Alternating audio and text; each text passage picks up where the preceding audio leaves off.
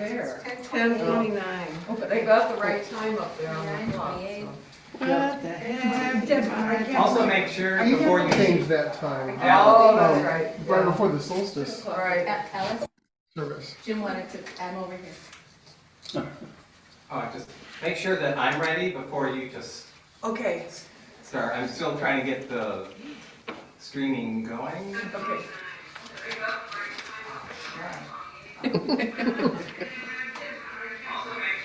Everybody's on Zoom today. Everyone, yeah. As long as I'm host and it's not. Mine's here it goes. Yeah. Why is there a rain? That's a good question. That's something that I forgot to add into the service thing too, is that I need to, this is Was more he for on? me, but like I need to just Was he be logged more in first? communicative to the people online now that we have, I think we had like 40 people watching the stream last week. Medals are in. And I just kind of need to, somebody needs to acknowledge. Yeah, till this. April, she said. I've been fighting to do that. Watching on Zoom or on? On YouTube. YouTube, oh. The Zoom is here, but just to acknowledge But people. it streams at the current time on YouTube. Yes. But you can't respond really to it. No, not yet, but we're working on that. You need a person Nicely sitting done, there. Brian.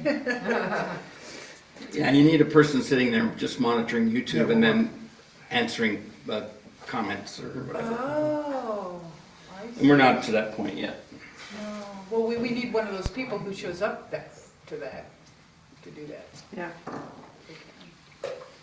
Or a member who's always watching online. That's what I think she was talking Yeah. about. Right, well, on YouTube, right, yeah. Right. Right. She said you had 30 people. It's now it's 10:30. Yeah, it's 10:30. But I don't think Jim's quite ready. He just said he was. Oh, he was? Okay. Thumbs up. he Never said. mind. I should stay out of it. Do you have to do anything else? Just that. Just that's For all. now.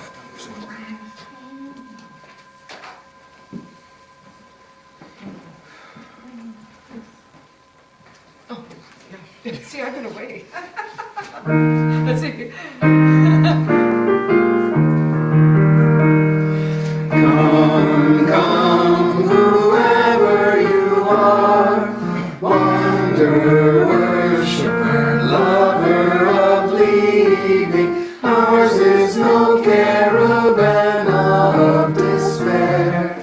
Come, yet again come. Come, come, whoever you are, wonder, worshiper, lover of leaving. Ours is no caravan of despair.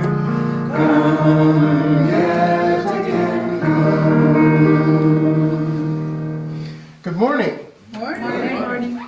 and good morning to all of those who are joining us online. We're glad that you all are here with us, and I just have a few announcements, and then I'll solicit to see if there are any announcements from among you that you'd like to share. First things first, this is one of, like, I don't know, one of the biggest cultural days for me, and it's, if you were in a traditional setting, this is Epiphany Sunday, because yesterday was the Feast of the Epiphany. And the reason why that's really important to me is because it begins carnival season, and being Cajun, Mardi Gras is really kind of cool. So I lead also then into, after church today, we're having a gathering at our home, finally, after, many weeks waiting for that. And it's going to be kind of like a hybrid between the holidays and then a bridge into carnival season with our festive cupcakes. So, that I laboriously toiled over, no, not really. Anyway, so all are welcome. I think that probably will, I mean, people have been asking me about what time, so I'm assuming like around 1:30, if you can matriculate there. That gives me time to leave immediately after service and finish cutting up celery sticks and everything else that I need to do in order to prepare. We'll have finger foods and things like that, and these little strawberry cupcakes that I worked on. I don't know. Anyway, so that's enough of that announcement. So, happy Epiphany. And also another announcement, a couple announcements. Next week, I'll be preaching next week, and I'm going to be doing a sort of a teaching sermon on the spiritual practice of inventing new traditions. And this is something that kind of like came to me in the midst of our solstice service, and so I've been kind of working on that. So come and be a part of that. Also, on the 21st, the following Sunday, Shelley Dugan is going to be preaching that Sunday. And I will not be here, but I always look forward to watching the recordings afterwards so that I can still be a part of that. Any announcements that you all might want to share?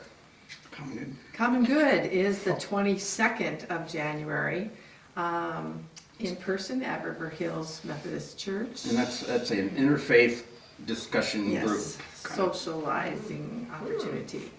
And then on the 25th, that same week, on Thursday night, and I'm not sure where that is, it's the Know Your Neighbor, which is a kind of a subgroup of the Common Good group. There's a Muslim, not imam, but a Muslim man and a retired Methodist minister who do dialogue about what we have in common and what differences there are, but how we can navigate those things. And people can ask questions about any of that, and it's another discussion. And that's through Burnsville Community Ed? Yes, Burnsville Community Ed. So it's at a Burnsville school, but I don't know. But if anybody's interested in either of those, we can get it in the MailChimp, and I will also make sure that I have more details. And just to continue on with the calendar, on the 28th here, we're gonna have a bell ensemble from River Hills United Methodist Church, the Silver Ringers. Because we're all retired-ish. Anyway, so they're gonna come and play for us. And then on the 4th, right, February 4th, Yeah. we're gonna do a new member ceremony for currently for 4 new members. If anyone else is interested in becoming a member at that time, please let me know ahead of time. And we are also probably planning, hopefully, we can always do another ceremony later in the year if people are not ready to make that commitment and they're still thinking about it. So. Thank you. Other announcements? Well, I'd like to also welcome Alice as our service leader for this month. Thank you so much for volunteering for that. If anybody is interested in, doing that, basically, Alice will be the assistant whenever I'm here, and then she'll be taking over and leading the service while Shelley's here. So we're really excited to be able to expand the number of service leaders that we have, and we appreciate that very much. Just as a common announcement, we certainly take donations online. Most of you are seasoned members. I don't use the word old members, seasoned members. But we also have a plate in the back where we do collect, and also we have a jar to collect coins for charity. I think that's about all the announcements that I have. Any last? That's a pretty full set of announcements, though, isn't it? That's kind of cool. That means it's busy. All right. Well, with that, what I'd like to do is invite you to center yourself, take a deep breath, rid yourself as much as you can of the chaos of the world and the things that are going on, and meditate as we enjoy this prelude to our worship time.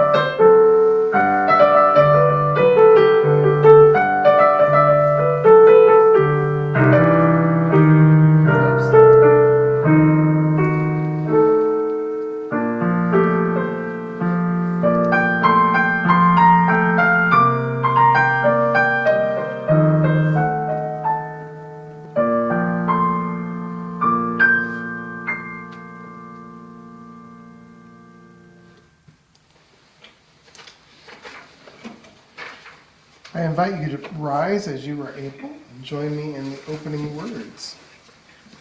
These words were written by actually a dear friend and colleague of mine, Kenny Floyd Reich, who is a minister and a graduate of United Seminary. We light the flame of commitment To stand with and work to create change until all know they are beloved. We light the flame of survival.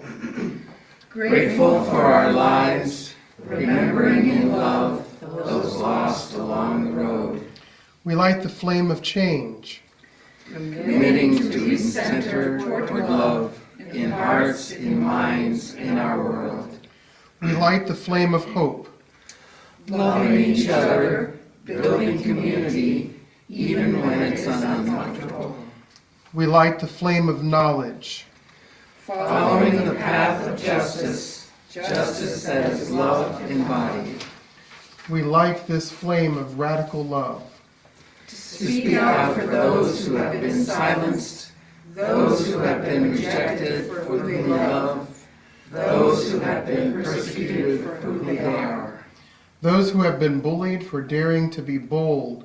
Those who have been othered and forced into margins. Those who have been lonely, those who have been hurt, those who are still hurting. We light this flame as a people committed. We are survivors. We will change the world. Until no one lives without hope, until no one lives without justice. We light this flame and pledge that in love, with love, and through love, all things are possible. in the spirit of kindling the flame of new vision, we light this chalice as a community and say together, May the light we now kindle inspire us to use our powers to heal with love, to help with compassion, to bless with joy, to serve you, Spirit of freedom, in the fullness of community. I invite you now to join us in hymn number 131. 131. We don't need it.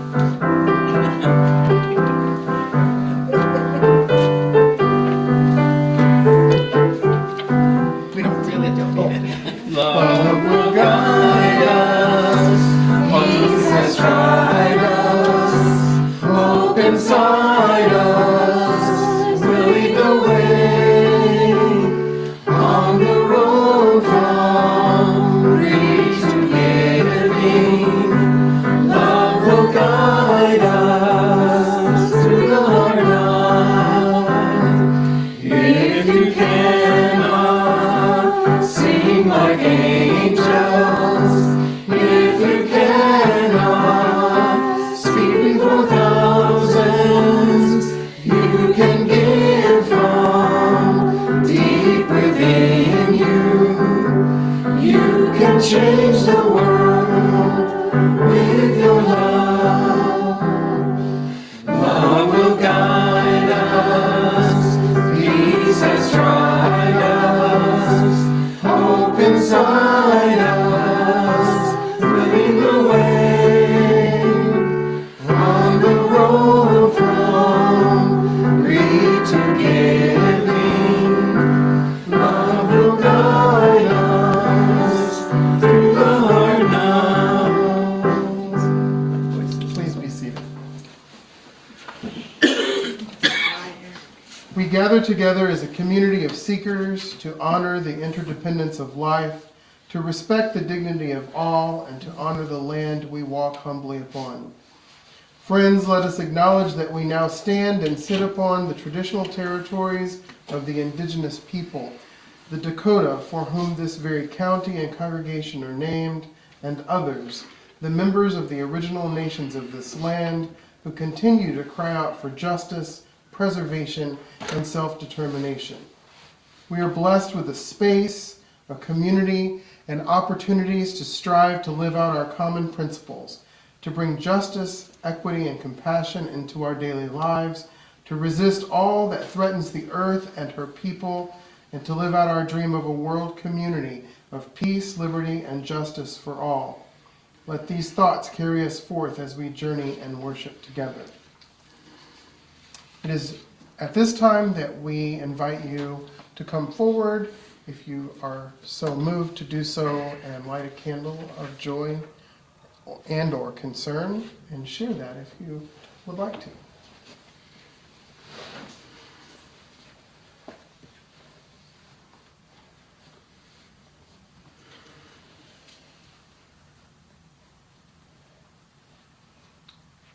I have a joy. Yay, Megan. This is Megan. Hey, Go for it.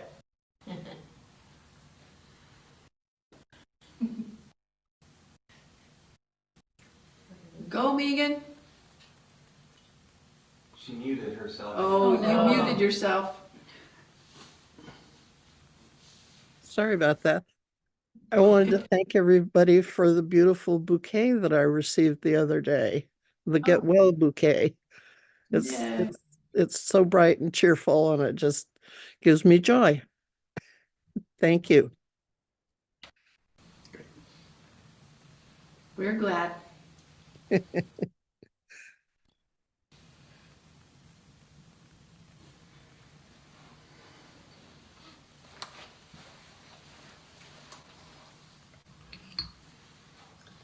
This is for our friend Nancy, who had a tough diagnosis recently, but is moving forward with grace and hope.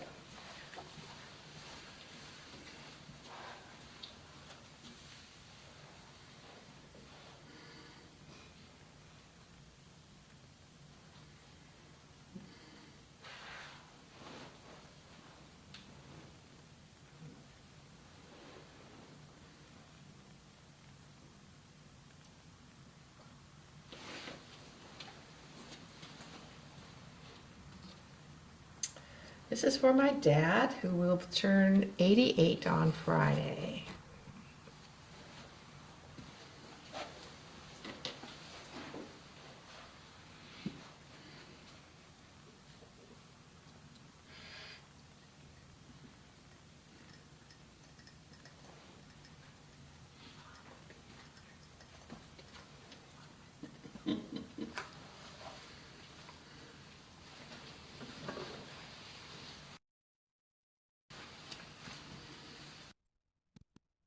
So, I will light a final candle for all those whose joys and concerns have not been able to be shared openly, but we know that we hold you.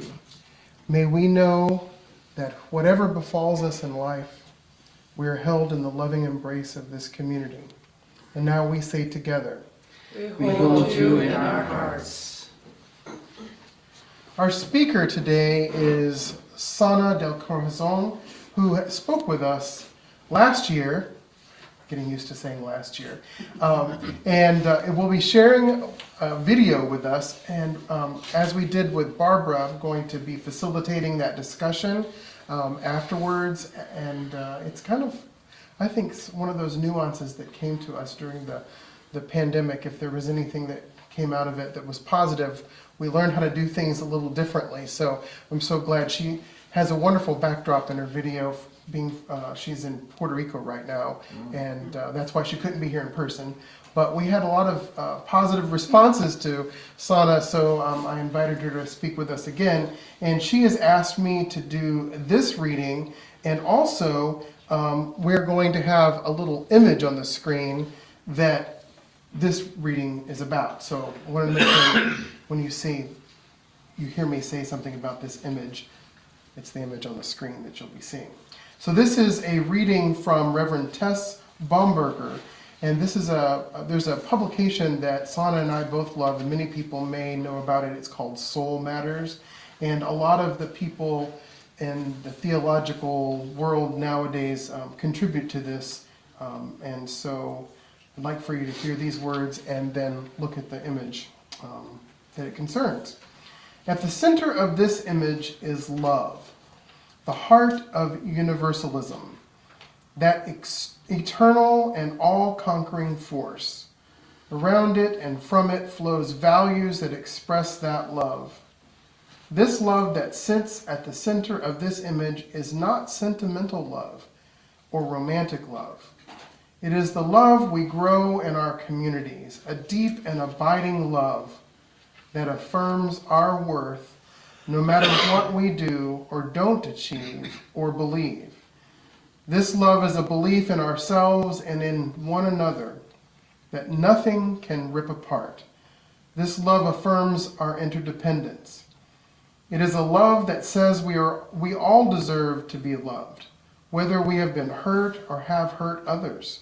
For some of us, the love at the center of this image includes a divine love that holds us tenderly and tightly. It is a fierce, protective, and liberating love. It is a hopeful love, a love that inspires people of goodwill and sacrificial spirit to overcome evil and to make this earth as heavenly as possible, just and equitable, pluralistic, affirming of all people and nations, races, and all creeds. Ours is and always has been a heretical faith, a courageous faith, a covenantal faith, and a faith that calls us to work with that all-conquering, liberating love to make this earth a heaven. And so I introduce to you again Sana DelCorazon.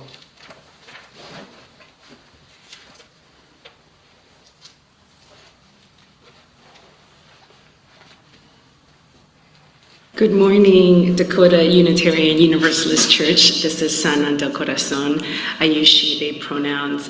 I am sorry I cannot be with you this morning. I am in Puerto Rico visiting my parents this week. So I come to you via, well, this is, I guess, via Zoom or via recording. It's been a long time since I've recorded a sermon, at least 2 years. I hope to join you in person soon. But in the meantime, I want to share with you a brief word, well, maybe not so brief this morning. The sermon title is called Beginning Again, Liberating Love. And I'm going to read 2 readings. I think Pastor Brian will also read another reading afterwards, but the first reading is from Love and Justice by Reverend Tess Banberger, and it's based on 1 Corinthians. Love is kind with people, but impatient with justice. Love is assertive and respectful. Love listens to the anger of those who experience oppression. Without responding, without defending, without interrupting, without explaining, it listens with compassion, seeking always to understand. Love is slow to anger, especially at the start or end of life, and with anyone who the world discounts. Yet anger can be a part of love. Consider the force with which parents defend their young. Love fears for those it loves, for what it loves. When who and what it loves cannot defend itself, love rises to defend. When those it loves has the power of defense, it takes their lead with humility and courage. Love assists, empowers, frees. Love's anger rises to meet injustice in considerate ways that help correct it. Love is willing to examine itself, its thoughts, actions, and biases. It recognizes one's power to harm or to be part of systems of harm. With or without awareness, but once aware, it can only intend to make amends, to right the wrongs, to change the systems that legislate hatred. Love is willing always to change, always to learn, always to heal. Love rejoices in truth and in equity. There is no limit to love's steadfast presence, or its holding us gently but insistently to what is right. Our second reading is from Bell Hooks in her book, All About Love, New Visions.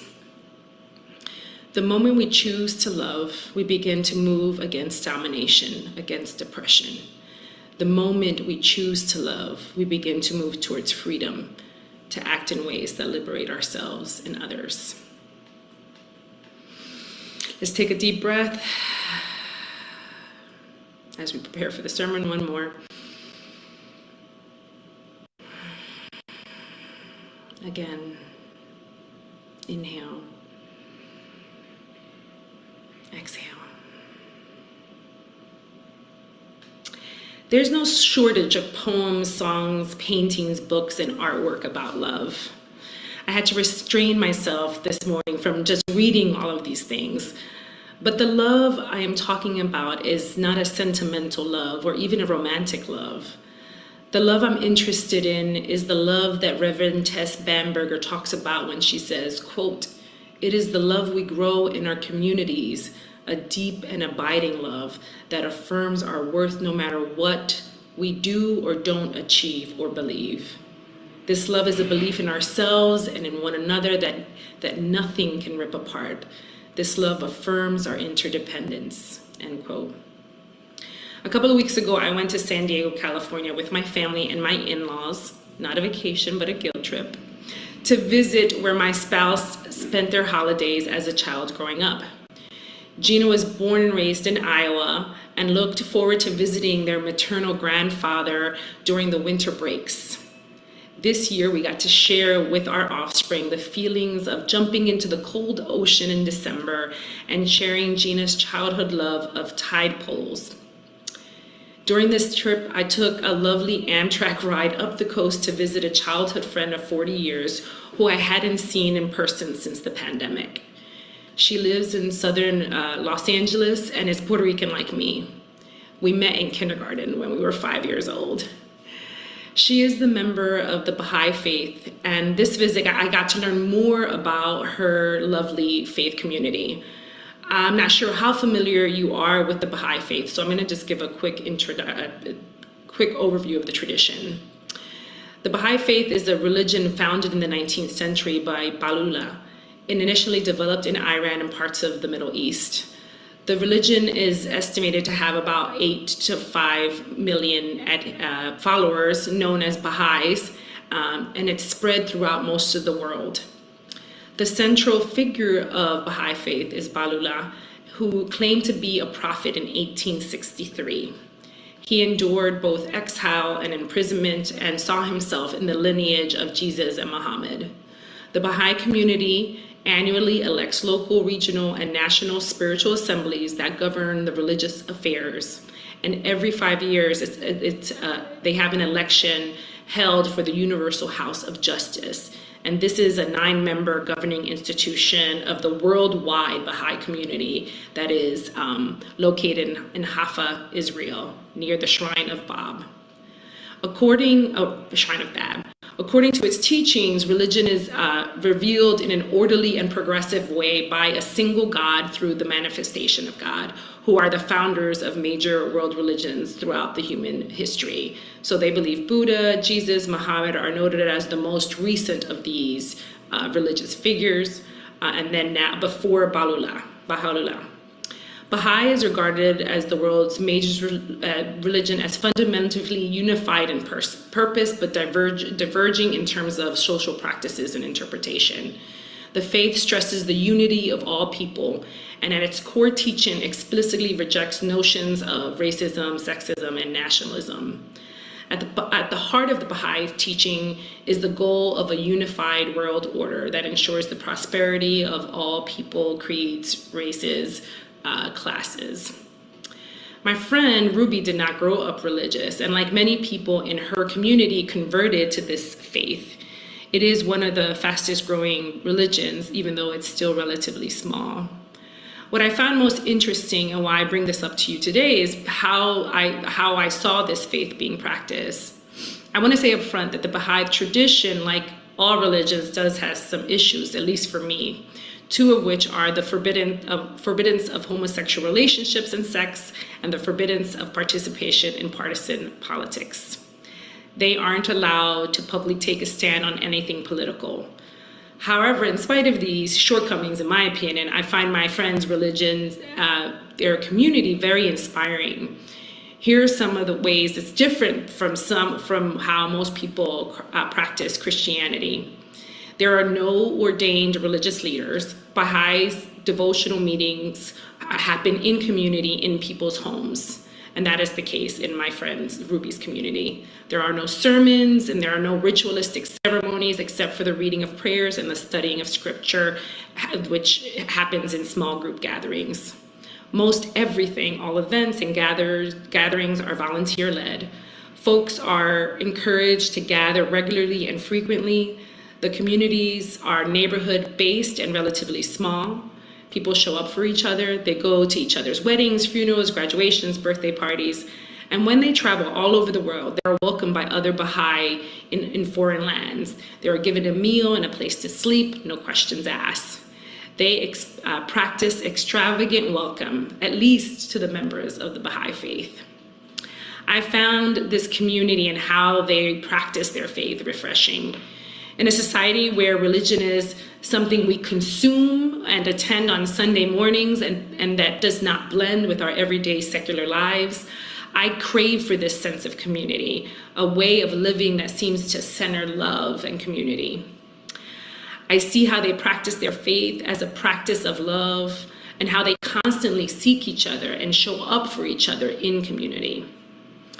Author and educator Bell Hooks offers a definition of love that I have found useful and practical that reminds me of these people, of this faith community. Taken from the book, The Road Less Traveled, written by psychoanalyst M. Scott Peck, Bell Hooks' favorite definition of love says, "Love is the will to extend oneself for the purpose of nurturing one's own and another's spiritual growth. Love is first and foremost exemplified by action. In short, love is the active concern for the life and growth of that which we love." In her book, All About Love, Bell Hooks says that love requires respect, care, knowledge, and the will to cooperate. We must be willing to be in the school of continuing education about the people and things we say we care about, because love requires time. Love requires courage. Love requires the willingness to change and be changed. It means stepping outside of oneself and having the courage to face our fears in order to embrace the other as ourselves. And the only way we embody this love ethic is when we allow ourselves to be known and to know others. This is true love. I believe by this robust definition of love, many of us live in loveless marriages, loveless families, loveless churches, loveless organizations, and in a loveless culture. To me, it's no wonder that many of us feel so disconnected, feel lonely, feel anxious, and in a constant state of fear when we are primarily concerned about our own survival and safety while we carry around collective trauma. Religious institutions, in my opinion, are dying in America because we do not understand ourselves primarily as schools or academies of love and places of healing. Churches have lost their way, and by church I mean people and the community of people who make up a faith group or religious group. I believe, like many others, that churches can be relevant again when we put learning how to love in our collective and individual spiritual agendas. We practice love by accepting that this time, the right time, is the right time to practice love in the present moment.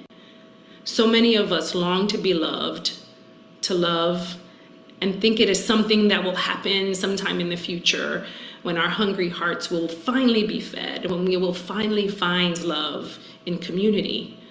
But we don't need to wait for love. It's accessible to us now. It is within us and among us. Martin Luther King Jr. said he decided to choose love as the ethical foundation of his justice work and praxis. I believe that it is only through and in the practice of love that we are in the position to transform society for the collective and common good. It is through the transformative power of love that we can find hope and moral imagination. Bell Hooks believed that the practice of love was the most powerful antidote to the politics of domination. In her last published piece, she died about 2 years ago, It is only love that transforms our personal relationships and heals the wounds of oppression. See, Hooks had moved away from conventional church, but she was committed to an inner life, a spiritual inner life, and the need to be one with divine. She said, "I search for the meaning of religious life everywhere. I'm learning about the mystical dimensions of religious faith, and it takes me back to the heart, to loving. To be with God is to love." She goes on to say that the cultures of domination rely on fear as a way to ensure obedience. We talk so much about love and so little about fear, yet many of us are terribly afraid most of the time. We are a culture so obsessed with safety that we don't question why we live in states of extreme anxiety and dread. Fear is the force that holds up the structures of domination. Fear promotes separation and isolation. When we choose to love, we choose to move away from fear and separation. We understand and embodied our interdependence. Bell Hooks reminded us over and over that the choice to love is a choice to connect, to find ourselves in the other. There is an ample amount of love available in the world, an abundance of love. Yet anyone who has love, which is all of us, knows practicing love is complicated. So we need to be reminded again and again and again that love is ample and abundant, possible and probable. This is one of the reasons we humans created religions again and again and again. The bigness and abundance of love is what most religions point to in many names and in so many ways. Some religions even do the opposite of what they profess. So some of you might know that Unitarian Universalists are in the midst of revising the principles, purposes, and sources, which are found in Article 2 of the UU's association bylaws. Article 1 simply states the name as Unitarian Universalists, acknowledging the consolidation of Universalists and Unitarians that occurred in 1961. Article 2 is the foundational expressions of who the religion is and how it wants to be together, how it wants to live together. I learned about this last term when a classmate presented as their capstone project the revisions of Article 2. In those bylaws, it is written that the UU revise its principles every 15 years. And the UU, Unitarian Universalists, haven't done it for actually nearly 40 years, largely because the 7 principles are such a powerful statement of faith. They've held and guided the denomination well, yet over the years, people have begun to see some things missing, like the word love. It's barely in the Article 2. This might seem odd for people who side with love, who are known as love people. Unitarian Universalists do not organize around creed and beliefs, but around covenants, promises we make to ourselves and to each other and to the greater good. A common and centuries-old covenant still recited in many of our churches reads like this: "Love is the doctrine of this church. The quest of truth is its sacrament, and service is its prayer. To dwell together in peace, to seek knowledge and freedom, to the end that all souls shall grow into harmony with the divine. Thus do we covenant with each other and with God." Of course, that has been revised over the years because Unitarian Universalists like to evolve. The language about God and the divine has changed in many ways to suit different congregations and different contexts. But love is the doctrine of this church, of this denomination. Love is what we've been teaching for hundreds of years, yet in the face of change and revision, some have said that love is too sentimental and nebulous a quality to have at the center. Yet isn't that who Unitarian Universalists are at the core? The current revision of Article 2 reads in part, quote, "The purpose of Unitarian Universalist Association is to actively engage its members in the transformation of the world through liberating love." As Unitarian Universalists, we draw from our heritage of freedom, reason, hope, and courage, building on the foundation of love. Love is the power that holds us together and is at the center of our shared values. We are accountable to one another for doing the work of living our shared values through the spiritual discipline of love, end quote. This puts love at the center. The bylaws goes on to name 6 shared values: interdependence, pluralism, justice, transformation, generosity, and equity. Reverend Dana Worsnop assures those who are already missing the 7 principles, those poetic and concise principles, that they're almost all included in these values, including inherent worth and dignity, the interconnected web of all existence, and free and responsible search. She says that it includes the spirit of the proposed 8th principle that made manifest our value of pluralism, justice, and equity. The absence of such explicit language in the bylaws is part of what prompted the whole revision. So this sentimental, vague, crazy little thing called love is being placed at the center of the foundational faith statement.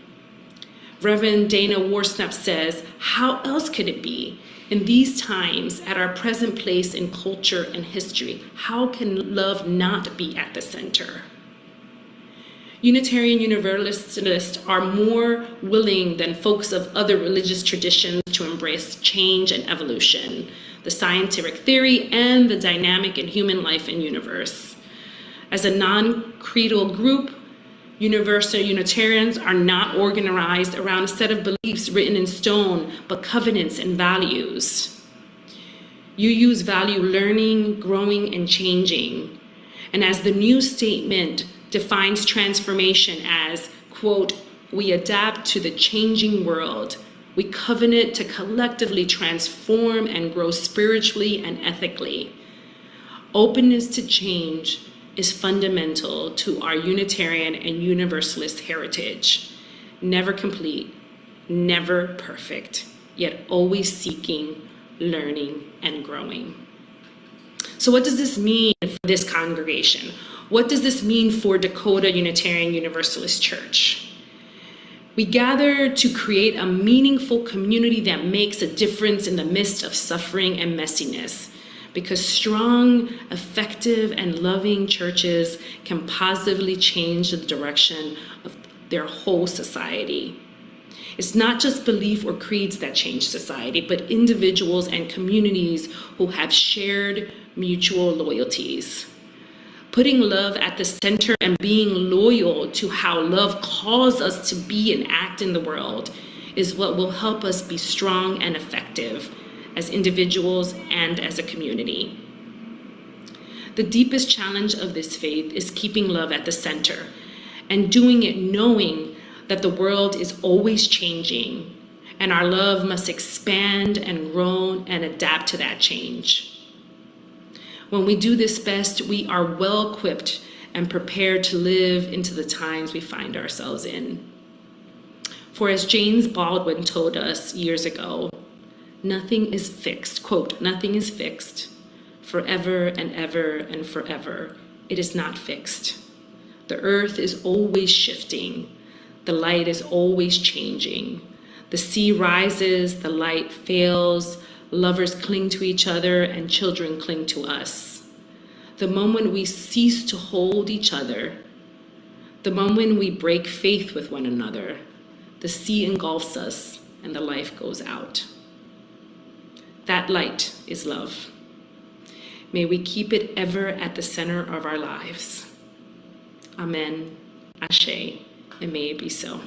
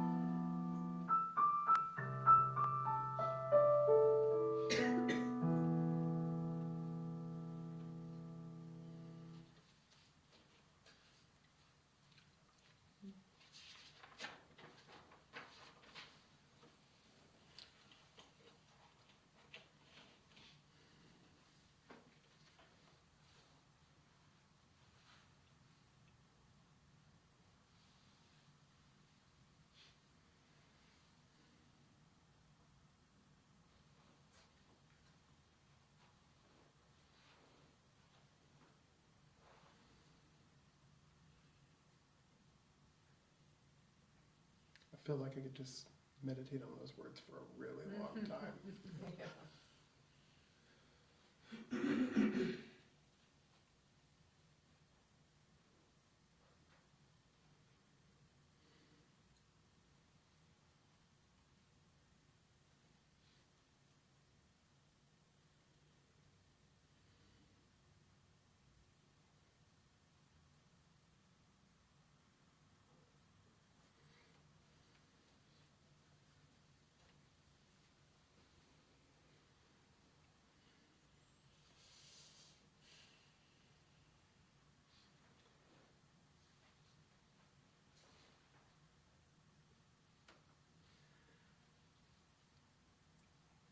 I'm a big fan of the 7 principles, and when I first heard about there was going to be quite a change, I, like a lot of people, didn't want to hear, I like it the way it is, you know. But I really like that image and that reading that went with it. So I was wondering if we could get a copy of the image and the reading. Sure. And I'd like to. Yeah, and maybe put it on the MailChimp or elsewhere. Okay.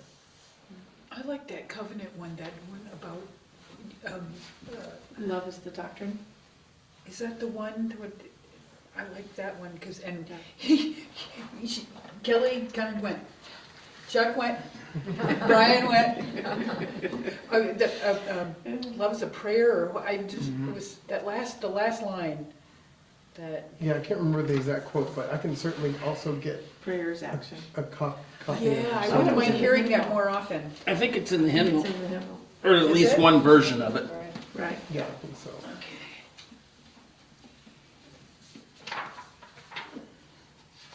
$471. What's that? 471.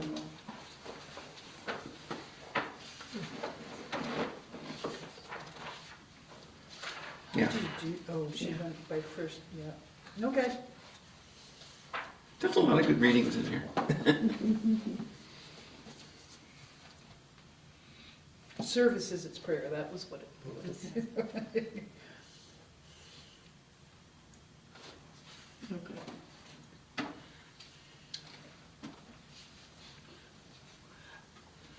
She's not on there to answer questions, is she?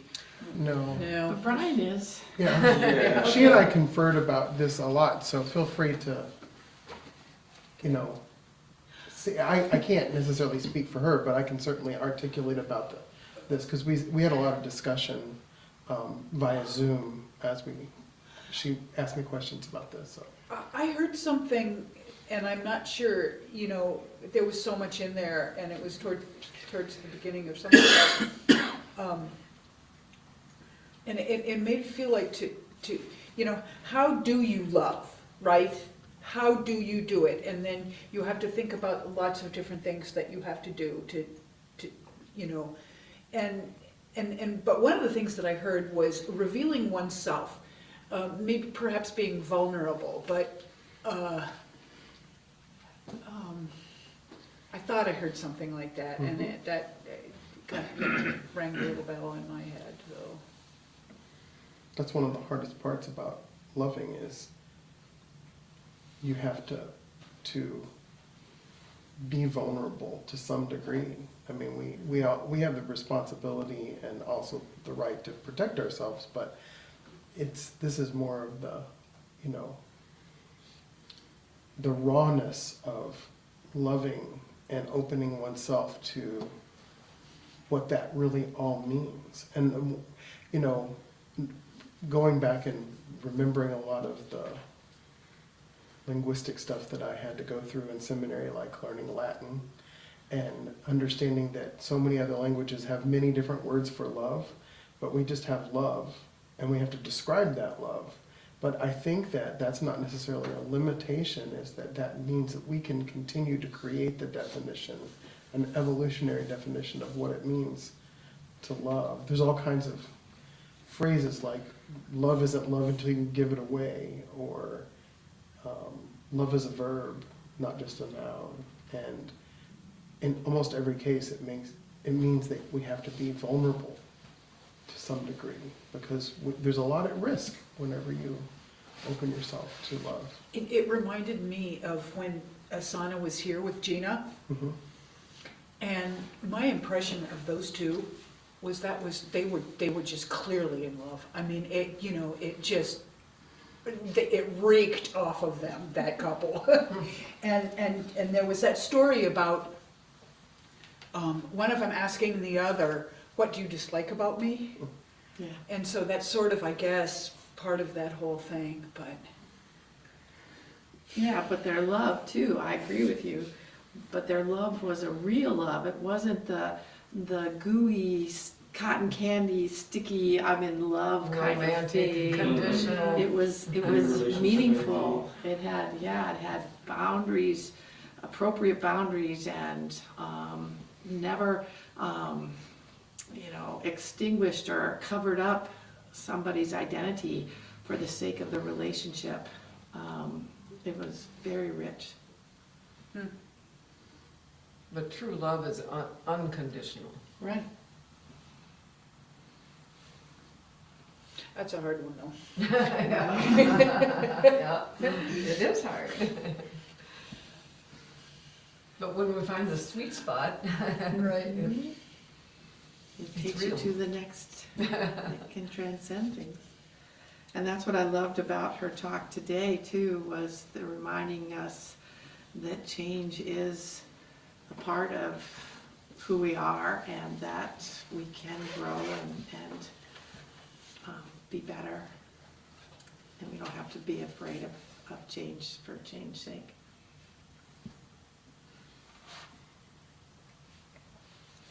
And one of my thoughts, of course, as a sort of, looking at it from the framework of congregational love and what it means to be a congregation that perpetuates and establishes and engages in transformational love, what does that mean when we think about the future of the congregation and what our ministry is within the community and to others? Things like, even I, who've been sort of pushing the whole idea of more online ministry, I forget that I need to say something like, thank you for being here and being with us, even though you're not with us physically. We always need to think about the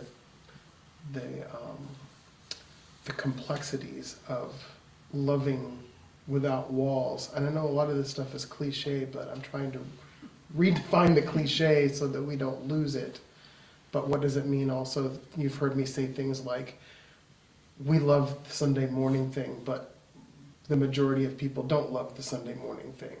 So yeah, right. And so how do we actually then create community by establishing different ways of being together other than just the Sunday morning thing? Mm-hmm. I got the phrase Sunday morning thing from seminary. That's what we say in seminary, the Sunday morning thing. That's the buzz. Mm-hmm. I guess we should probably wrap up the discussion, and we can continue the discussion after service or later on at the party that begins carnival season. And with that, I invite us all to turn to our closing hymn, which is number 318, We Would Be One. Please stand as you're able.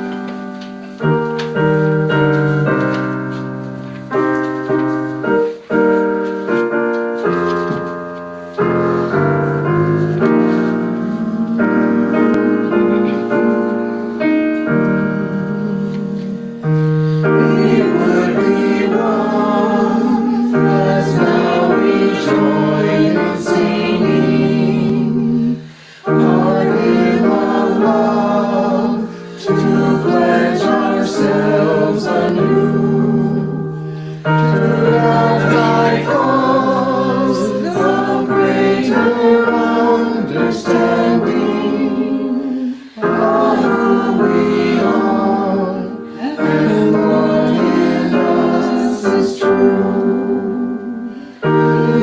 be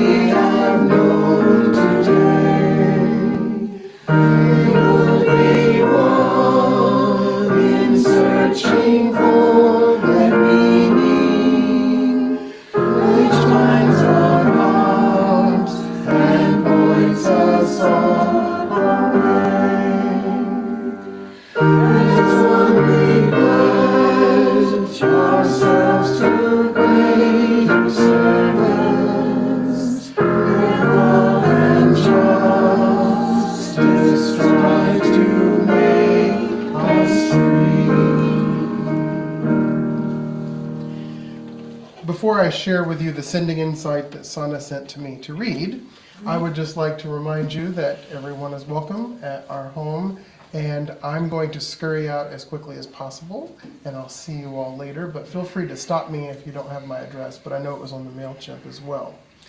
So this is the Sending Insight. This is actually written by Reverend Dr. Brian Baker, another UU minister, and I invite you to hear these words to close us.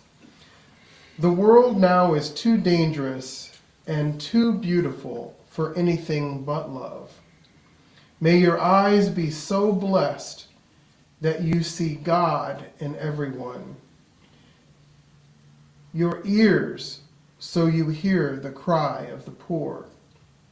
May your hands be so blessed that everything you touch is a sacrament. Your lips so you speak nothing but the truth with love. May your feet be so blessed that you run to those who need you. And may your heart be so opened, so set on fire, that your love changes everything. May it be so. This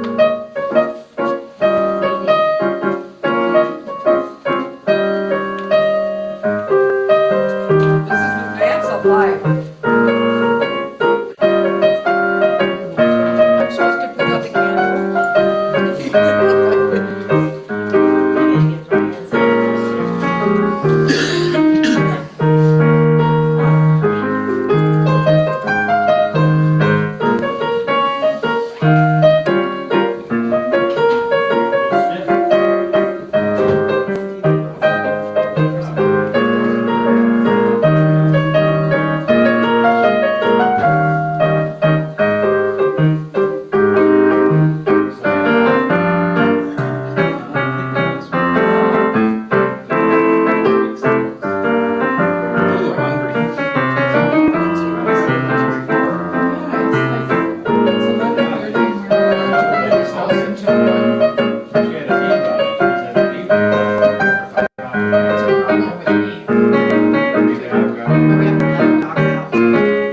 And I want to eat something before I go.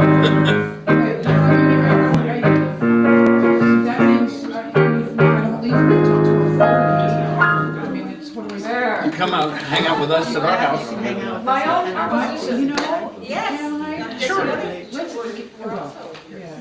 Since you're only 4 minutes from here. Right. It's out of the way. And if anybody wants to hang out at our house, rather than go all the way home, you can. I was just gonna see if we wanted to go get some food. Or we could do that. Or we could do that too. Uh-oh. All right. Paper towel, right?